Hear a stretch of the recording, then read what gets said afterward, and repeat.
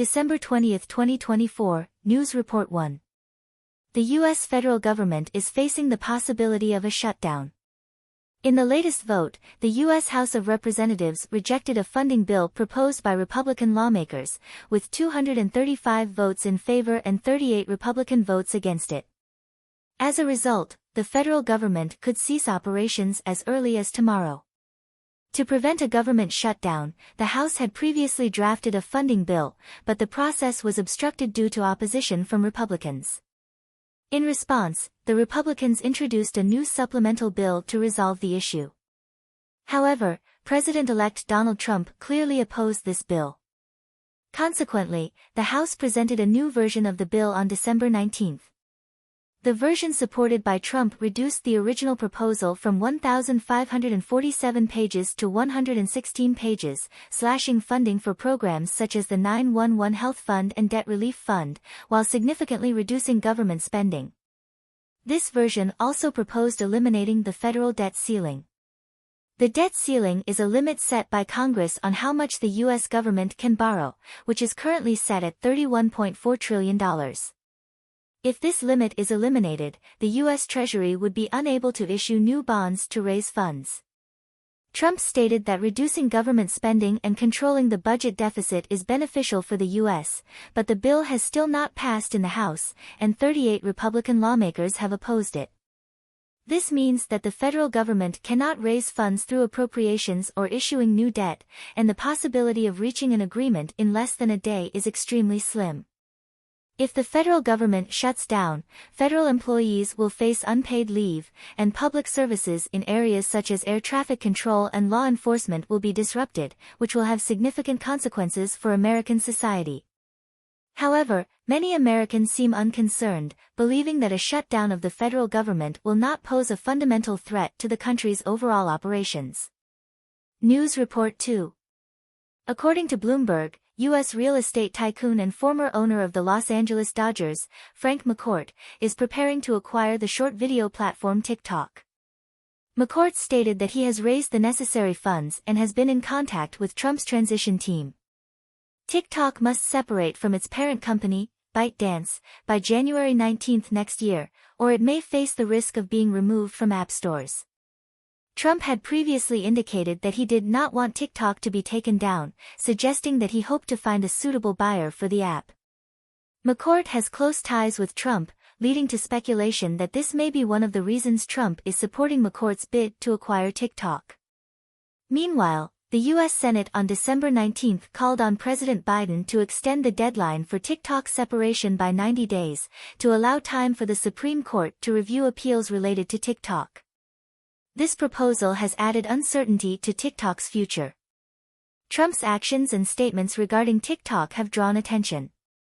Commentators point out that Trump has shown ambiguity in defining the boundaries between feasible and unfeasible policies, a characteristic he displayed repeatedly during his presidency. However, despite the frequent controversy surrounding his moves, the public seems to have become accustomed to his style. News Report 3. According to the U.S. Navy Research Association, U.S. lawmakers introduced the American Shipping Act on December 19, aimed at revitalizing the domestic shipbuilding and maritime industries. The bill is designed to ensure the U.S.'s ability to transport goods during wartime and reduce reliance on foreign vessels. The bill includes the following main provisions. 1. Construction and crew requirements for U.S. registered vessels. All U.S. registered vessels must be built in the U.S. and staffed with U.S. sailors. 2. Port priority. U.S. registered vessels will have priority docking rights in domestic ports. 3. Import-transport restrictions. If the bill passes, within 14 years of its enactment, at least 10% of goods imported from China to the U.S. must be transported on U.S. registered vessels. Importers who do not meet this requirement will face penalties. 4. Government cargo transport requirements. All U.S. government cargo must be transported by U.S. vessels. The bill is seen as a challenge to the open nature of the U.S. economy.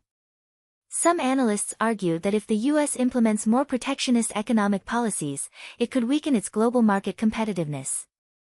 The U.S. economy has been strong largely due to its openness and international cooperation, and a more closed approach could negatively affect long-term economic growth. News Report 4. According to the Chinese Ministry of Defense, Defense Minister Dong Jun met with Vietnamese Communist Party General Secretary Nguyen Phu Trong in Hanoi on December 19. Dong Jun's visit was to attend the 80th anniversary celebration of the founding of the Vietnamese People's Army. Notably, Dong Jun's visit has attracted attention. Earlier, on November 26, reports emerged that Dong Jun was under investigation. On December 5, he met with an African military delegation in Shanghai, which was seen as an attempt to dispel related rumors. His participation in the military anniversary event in Vietnam is seen by analysts as a way to publicly clarify these concerns.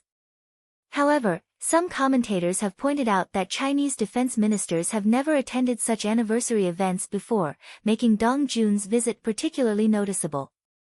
Analysts believe this may have been a diplomatic move by his team to show that he is still performing his duties normally. Despite this, public skepticism about whether Dong Jun has truly cleared himself of the investigation persists. Given his promotion history and related rumors, some observers believe that his future career prospects may be affected. News Report 5. The Malaysian government announced on December 20 that it would resume the search for Malaysia Airlines flight MH370. Nearly a decade has passed since the plane's mysterious disappearance, which remains one of the biggest unsolved cases in aviation history. On March 8, 2014, Malaysia Airlines flight MH370, en route from Kuala Lumpur to Beijing, suddenly vanished from radar mid-flight. The plane carried 237 passengers, including 153 Chinese citizens. Despite search efforts that became one of the largest in aviation history, no wreckage or definitive cause for the disappearance has been found. In 2018, the Malaysian government released its final investigation report, partially attributing the incident to air traffic control errors. However, the exact cause of the accident has not been fully resolved. On December 20 this year, Malaysia's Transport Minister Anthony Loke announced that the government had agreed in principle to cooperate with Ocean Infinity, a U.S. marine wireless company, to conduct a new round of searches in a 15,000 square kilometer area in the southern Indian Ocean. According to the agreement, Ocean Infinity will be paid only if the aircraft wreckage is found, following a results-based fee model. This decision has reignited global hopes for the resolution of this mysterious case. News Report 6. According to Voice of America, Australia announced on December 20 that it would provide $190 million in aid to the Solomon Islands over the next 4 years to expand the country's police force and establish a police training center. This aims to reduce reliance on external partners, a clear reference to China. In 2022, the Solomon Islands signed a bilateral security agreement with China, and China has since sent 14 police officers to the country. These officers are not only stationed locally but are also responsible for training the Solomon Islands police force. This move has raised concerns in Australia, given the strategic location of the Solomon Islands in the South Pacific, near Australia's northeastern coast. To respond to this, Australia has increased its aid to the Solomon Islands, altering its previously indifferent stance towards the region. Australia now seeks to strengthen its influence by providing financial and training support, partly as a countermeasure to China's growing involvement. News Report 7. According to the Beijing Daily, Beijing Mayor Yin Yong held a video conference with the CEO of British pharmaceutical giant AstraZeneca, Pascal Soriot, on December 19 to discuss bilateral cooperation. Mayor Yin called for AstraZeneca to expand its investments in Beijing and strengthen cooperation with local innovation entities. This cooperation is somewhat ironic, as recent reports show that Chinese authorities recently arrested 4 senior executives of AstraZeneca in China, including the president for China, Wang Lei, Vice President Ng Min, and the head of oncology and urology, Xie Qiong. They are accused of smuggling anti-cancer drugs into the country via Hong Kong. Despite this, the CEO of AstraZeneca proceeded with the video conference, seemingly ignoring the situation of these employees. AstraZeneca had previously stated at its investor meeting on November 6 that the investigation in China only involved the individuals and did not affect the company's overall operations. This statement has drawn criticism for appearing to disregard employee concerns. Particularly in this sensitive context, the CEO's promotion of cooperation with Beijing officials has further fueled skepticism, suggesting that the company may prioritize business interests over employee rights. This incident highlights the dilemma faced by multinational corporations in navigating complex market and legal environments, reflecting the tension between business choices and social responsibility in a globalized context. News Report 8. According to the 90 Daily, Taiwan's Legislative Yuan Speaker, Ko Wen-je, forcibly passed the amendments to the Public Officials Selection Act, the Constitutional Litigation Act, and the Administrative Financial Budget Division Act on December 20 under the protection of Kuomintang, KMT, legislators. This legislative series sparked intense conflict both inside and outside the Legislative Yuan. The KMT's amendments to the Public Officials Selection Act raise the threshold for the removal of legislators, which has been criticized as a move to protect political interests and weaken the public's right to oversee and remove officials. The revised Constitutional Litigation Act requires the Constitutional Court to have real-name judges, and for a decision to be valid, it must be agreed upon by 9 judges. This move has been seen as raising the threshold for judicial operations, potentially delaying the efficiency of judicial review. The Administrative Financial Budget Division Act reallocates fiscal resources to KMT-controlled counties and cities, which critics have labeled a self-serving bill, as it strengthens the financial power of areas under KMT control, potentially leading to unequal resource distribution. During the meeting, the Legislative Yuan descended into chaos, with accusations that it echoed the May incident when the KMT and the Taiwan People's Party passed legislation forcefully. Meanwhile, around 20,000 citizens gathered outside in the rain to protest the barbaric legislation of the KMT and the Taiwan People's Party. The protest organizers called for the suspension of the amendments and urged the Constitutional Court to issue a ruling on the related laws.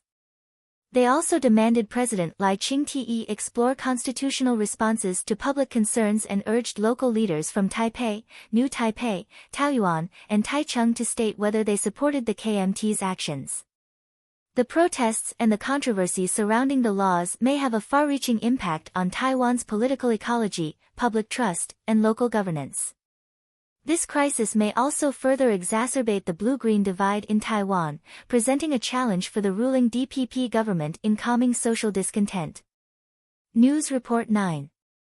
According to a report by the China Index Research Institute on December 19, the outlook for the Chinese real estate market in 2024 suggests a possible 12.5% decline in sales if market conditions do not improve. The report notes that this year, the adjustment in China's real estate market has been evident. Sales of new homes declined significantly in the first 3 quarters, while the second-hand market maintained activity through price reductions. However, from September onward, the market gradually cooled. Data from January to November shows that prices of second-hand homes in 100 cities dropped by 6.77%, marking the 31st consecutive month of declines. Despite some recovery in home prices and market activity in certain regions, the overall real estate market is still in the process of bottoming out, which may continue for some time. The report stresses that although some areas saw price and activity rebounds, the market bottom has not been fully formed, and the process of market cleanup and adjustment is still ongoing. This analysis indicates that the prospects for China's real estate market remain uncertain, and the downturn could extend into next year, with real estate companies still under significant pressure, particularly amid tight funds and policy adjustments.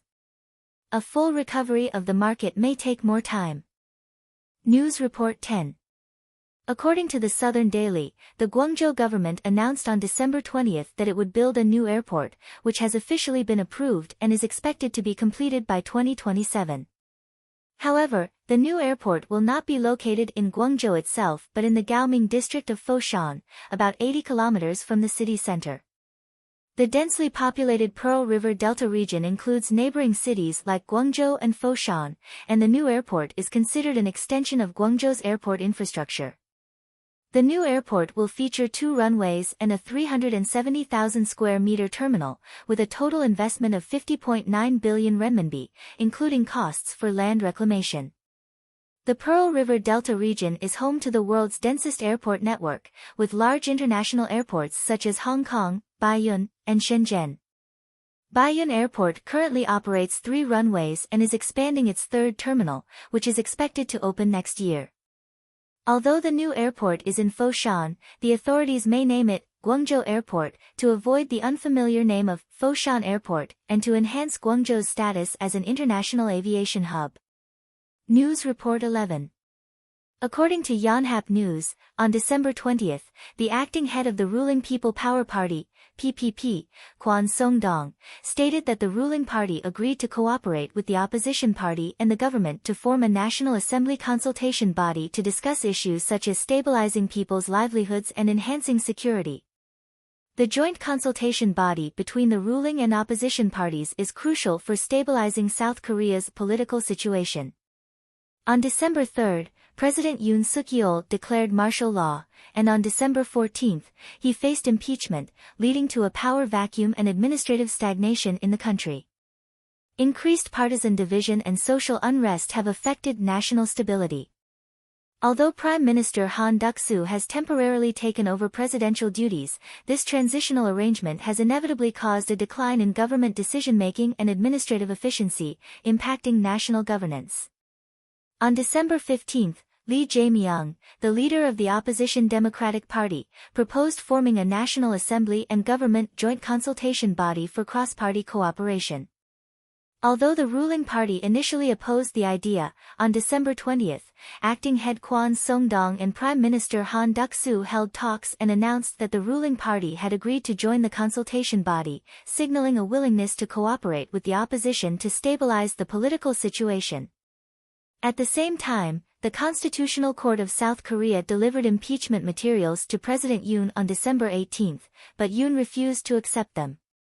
On December 20, the South Korean National Police Agency's Special Investigation Team stated that Prime Minister Han Duck-soo was interrogated as a suspect in a face-to-face investigation. News Report 12. According to the Australian Broadcasting Corporation, the Australian Bureau of Statistics announced on December 20 that as of the end of the 3rd quarter, the average wealth of Australian households had reached 169,000 Australian dollars, representing a 10% increase from last year. This marks the 8th consecutive quarter of growth in household wealth. The increase in household wealth is mainly attributed to higher savings and rising property prices. Total household savings reached 61.5 billion Australian dollars, a 3.7% increase. Additionally, the rise in property prices and the recovery of the stock market contributed to the growth. However, experts warn that the increase in wealth may not necessarily reflect real income increases, as property prices are still unaffordable for many people, and wage growth has not kept pace with inflation. The rise in household wealth may also reflect the increasing concentration of wealth in the hands of the wealthy, raising concerns about wealth inequality. News Report 13. According to a report from 21st Century Business Herald on December 20, China's bond yields have dropped again, reaching historic lows. The one-year government bond yield fell below 1%, dropping to 0.85%, while the 10-year yield decreased to 1.69%, breaking the 1.7% mark. The 30-year government bond yield also fell to 1.95%.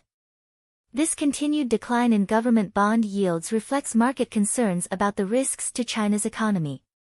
Investors are increasingly buying government bonds as a safe haven asset, indicating pessimism about the country's economic outlook. Meanwhile, data from the U.S. Treasury Department shows that China sold $11.9 billion of U.S. Treasury bonds in October, reducing its total holdings of U.S. debt to $760 billion.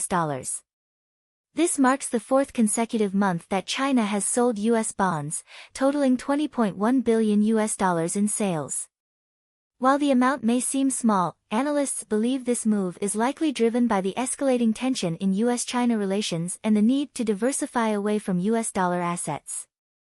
China's decision to reduce its investment in U.S. Treasury bonds is primarily driven by political and risk management considerations, particularly fears that worsening relations with the U.S. could result in the freezing of China's assets.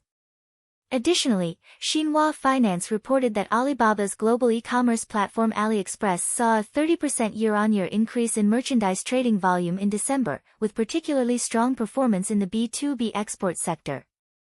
The European market grew the fastest, with the number of buyers increasing by 40%. This indicates a rise in demand in global markets, especially in Europe and Mexico, particularly in sectors such as consumer electronics, apparel, and auto parts. Analysts believe this growth trend is closely related to the global economic situation, especially the impact of U.S. policies, particularly those associated with changes in global trade patterns since the rise of Donald Trump.